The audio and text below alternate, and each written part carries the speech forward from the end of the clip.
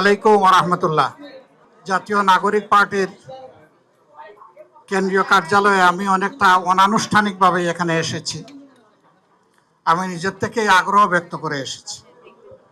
বহুদিন ধরেই ভাবছিলাম নাগরিক পার্টির অফিসটা একটু দেখব, কারণ আমরা একই সাথে দেশ এবং জনগণের জন্য কাজ করছি, সংসদের ভিতরে এবং বাইরে। বিগত নির্বাচনে একসাথেই আমরা লড়াই করেছি।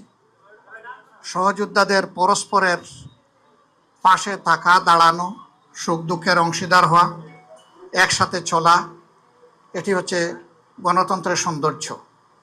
তো আজকে সেই সময়টাই হাতে এলো, এই জন্য এখানে আসতে পারি আমি আল্লাহ তাআলার দরবারে শুকরিয়া আদায় করছি, আলহামদুলিল্লাহ।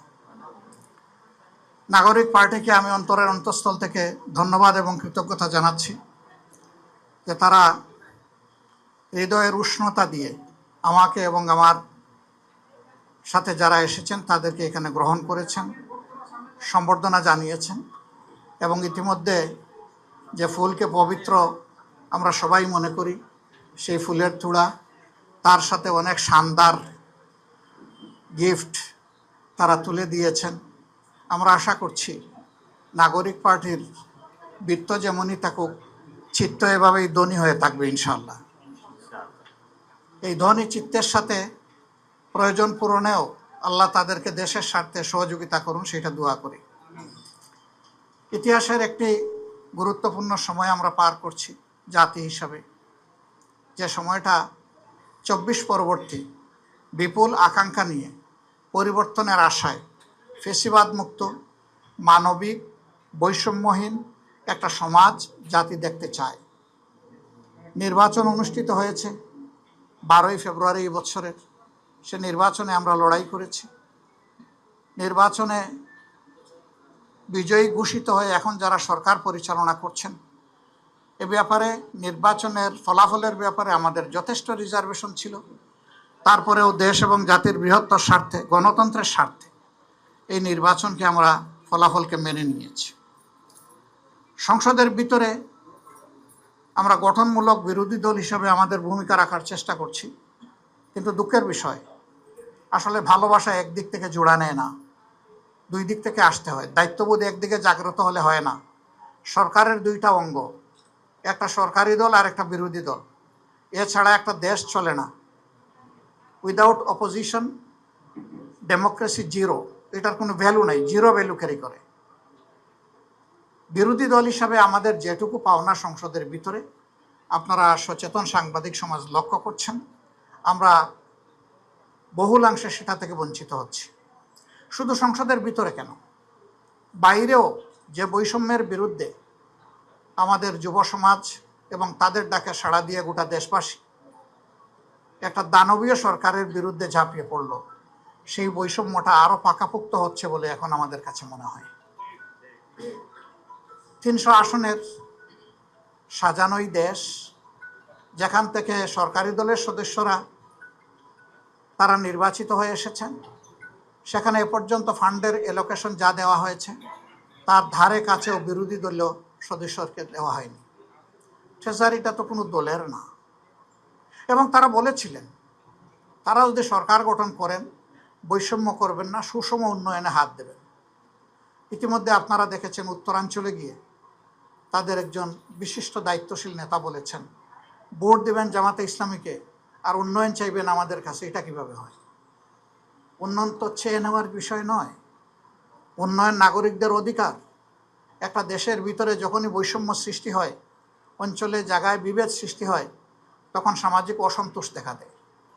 একটা দেশ সামনের দিকে কখনো আগাতে পারবে না যদি একটা স্টেবল সোসাইটি, একটা স্থিতিশীল সমাজ যদি গড়ে না ওঠে। এবং এইটা তৈরি করার মূল দায়িত্ব সরকারি দলের। আরও দুঃখের সাথে বলতে বাধ্য হচ্ছি, সংসদে 50 জন নারী সদস্য নির্বাচিত হয়েছেন সংরক্ষিত আসন থেকে। একই আচরণ করা হচ্ছে তাদের সাথে।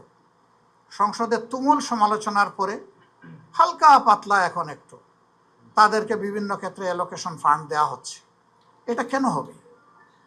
এটা তো সমান হওয়া উচিত। আপনারা তো এমনিতেই বেশি আছেন, তো বেশিরভাগ কাজ তো আপনাদের মাধ্যমেই সম্পন্ন হবে। এর উপরে আবার সম্পূর্ণ অসাংবিধানিকভাবে তারা অনেক সংবিধান কথা বলে। যারা সংরক্ষিত নারী আসনের সদস্য রয়েছেন তাদের সবাইকে বিরোধী দলের আসনগুলোতে অতিরিক্ত দায়িত্ব দিয়ে বসানো হয়েছে। সংবিধানে এই ধরনের কোনো প্রভিশন নাই। অতীতেও বাংলাদেশে সংসদীয় গণতন্ত্রে এর কোনো প্র্যাকটিস ছিল না। আমরা যখন জিজ্ঞেস করেছি তখন এক এক মন্ত্রী এক এক ধরনের উত্তর দেন। এখানেও গুজামি, এখানেও কোনো স্পষ্টতা নেই, অস্পষ্ট। একটা দেশ এবং জাতি এইভাবে আগাতে পারে। সবচেয়ে বড় ইস্যু, এদেশের 70% মানুষ একটা কার্যকর পরিবর্তনের আশায় গণভোটে হা বলল, ভোট দিল। এটা তারাও চাইলেন, আমরাও চাইলাম। কিন্তু ইলেকশনে যখনই তারা একটা বড় বিজয় যেভাবেই হোক পেয়ে গেলেন, এখন তারা ওইটা ভুলে গেলেন। এখন গণভোটের রায় তারা আর বাস্তবায়ন করবেন না, এবং সংস্কার পরিষদ যেটা গঠন আর ডাকার কথা ছিল, এটা মূলত দায়িত্ব প্রধানমন্ত্রী। তিনি আহ্বান করবেন, লিখিত অনুরোধ জানাবেন প্রেসিডেন্টকে, সভা তিনি আহ্বান করবেন, তিনি অনুরোধই জানান। তারা শপথটাও নিলেন না। তারা এখন বলেন যে এটা সংবিধানে নাই।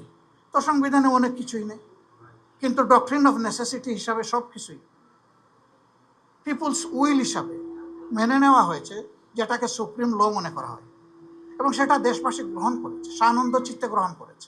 এখন এক অংশ আপনি মানবেন, আরেক অংশ মানবেন না, এটা তো হতে পারে। যখন জনগণের রায়কে তারা উপেক্ষা করলেন এবং আমাদের কথা যখন সংসদে গ্রহণ হলো না, আলোচনার পর যখন টকড আউট হয়ে গেল, তখন আমরা স্বাভাবিকভাবেই জনগণের এই দাবির বিষয়টা আবার জনগণের কাছে নিয়ে ফিরলাম। এখন যে আন্দোলনটা আমরা করছি ধারাবাহিকভাবে অত্যন্ত নিয়মতান্ত্রিক পন্থায়, সেই আন্দোলনটা মূলত ওই কারণেই, তারাই আমাদেরকে রাজপথে ঠেলে দিয়েছিলেন। আমরা ছেড়েছিলাম এর সমাধানটা সংসদের ভিতরে, সংসদকে কেন্দ্র করে রিয়েল সংসদীয় রাজনীতিটা হোক। তারা এটা হতে দিলেন না। আমরা 11 দল ঐক্যবদ্ধ হয়ে জনগণের এই মৌলিক দাবি সহ অন্যান্য দাবিগুলো আদায়ে আমরা এখন কাজ করে যাচ্ছি। সাংবাদিক সমাজ, দেশের আয়না, বন্ধু সমাজ, 4th পিলার, চারদিক থেকে দেখা চক্ষু আপনাদের। আপনারা সমাজের অসঙ্গতি, অন্যায় এবং অধিকার হরণকে যতটা তুলে ধরবেন, একটা সমাজ ততটাই সুস্থ গণতান্ত্রিক সংস্কৃতির বিকাশের দিকে আগাতে পারবে। আপনারা আমাদের সাথে আছেন, থাকবেন। এখানে সবাই মিলেই বাংলাদেশ আমরা, আপনাদেরকে বাদ দিয়ে নয়। বরঞ্চ আপনারা যদি আমাদের বক্তব্যগুলো জনগণের কাছে, বিশ্ববাসীর কাছে অব্যাহতভাবে পৌঁছাতে থাকেন, তাহলে কেউ অন্যায় করে পার পাবে না। তবে আমরা কথা দিচ্ছি, বাংলাদেশে নতুন আর একটা ফেসিবাদ আমরা কায়েম হতে দেব না ইনশাআল্লাহ। এই ক্ষেত্রে আমাদের অবস্থান একেবারেই স্পষ্ট। আমরা লড়াই চালিয়ে যাব এবং এই লড়াইয়ে ইনশাআল্লাহ জনগণেরই বিজয় হবে, আমরা আশা করি। আজকে আপনাদের উদ্দেশ্যে এতটুকুই।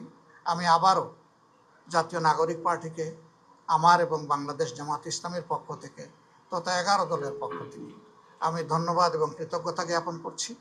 আজকে স্বল্প সময়ে আমার এই ডিজায়ার, এখানে আসার, দেখার, সবার সাথে একটু মিট করার, ফুলফিল করতে তারা যে মহৎ উদ্যোগ গ্রহণ করেছেন, আমি উত্তরোত্তর এনসিপির শক্তিশালী ভূমিকা রাজনীতিতে এই দেশের জন্য আশা করব, যাতে করে পটেনশিয়াল এই যুব সমাজের সঙ্গত যুদ্ধ যারা চালিয়ে যাচ্ছেন, তাদের সবার সাথে একাকার হয়ে একটা ঐক্যের, বিভেদহীন, বৈষম্যহীন বাংলাদেশ গঠনে তারা কার্যকর ভূমিকা রাখতে পারেন, সেই আশাবাদ ব্যক্ত করে সবাইকে ধন্যবাদ জানিয়ে এখানেই শেষ করছি। আল্লাহ হাফিজ।